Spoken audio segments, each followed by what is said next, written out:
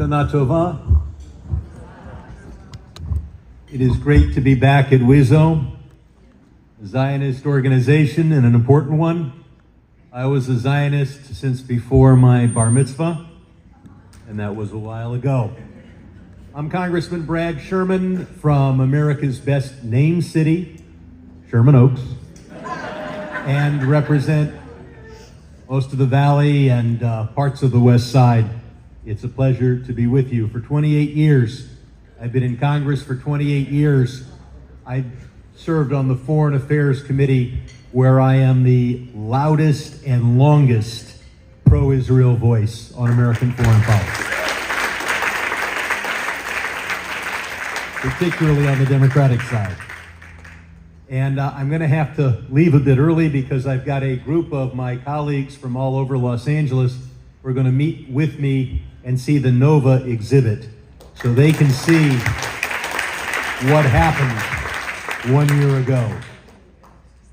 You know, I'm the lead Democrat on the Knesset Congress Friendship Group, and so I was with a group of, virtually with a group of Knesset members.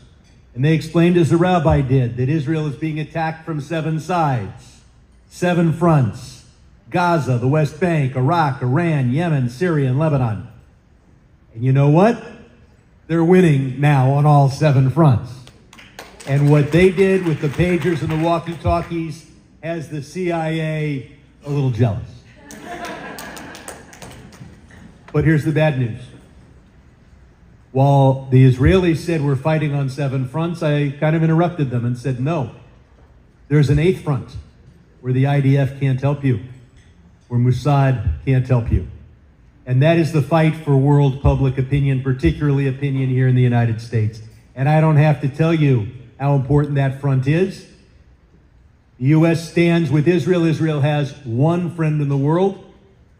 We are split politically in this country. Israel can never afford to have half of one friend in the world.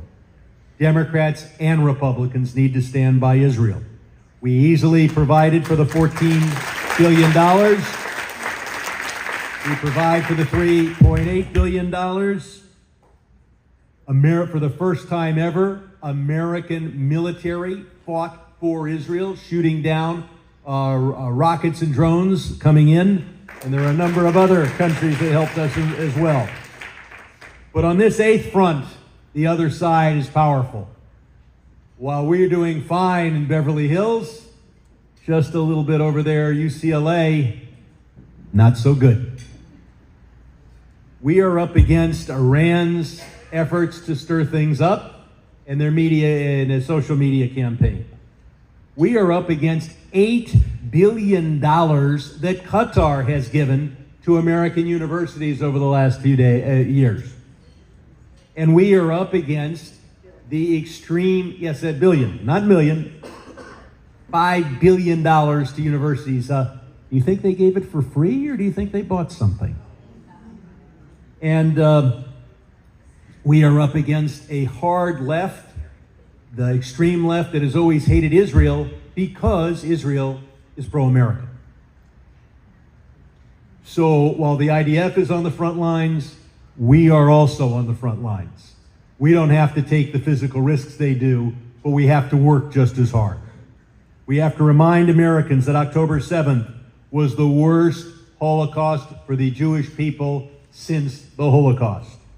That when you see these kids shouting "river to the sea," most of them don't know which river, which sea, but their leaders know full well. And what their leaders mean is, from the river to the sea, every Jew should be expelled or killed. They look at Hitler and they say he killed 7 million Jews, 6 million Jews. They aspire to 7 million Jews. We see the attacks on how Israel has waged this effort. Hamas controlled parts of southern Israel, and they immediately retreated behind their human shields, creating a situation of urban warfare. The top expert on urban warfare at West Point has said again and again that Israel is waging the most moral war possible in an urban environment and doing better to protect civilians than America did in Mosul and Fallujah. We need to bring all the hostages home. And we need to let 70,000 Israelis return to their homes in the north and do whatever is necessary to Hezbollah so that that can happen. We need to respond to what Iran did. I am a strong advocate of also funding every dissident group that's working for democracy in Iran, because this regime is not popular. And the only two things that all the dissident groups agree on is they want a democracy in Iran and they don't want nuclear weapons. And finally, we have to make sure that Iran never has nuclear weapons. You've seen what they do now. Imagine what they would do then. I realize this is not Passover. It's the High Holy Days. But open the Haggadah, and you will read, in each and every generation they rise up against us to destroy us. And the Holy One, blessed be He, rescues us from their hands. It was true then. It will be true today. I'm Yisrael. Hi, I'm Congressman Brad Sherman. Thank you very much.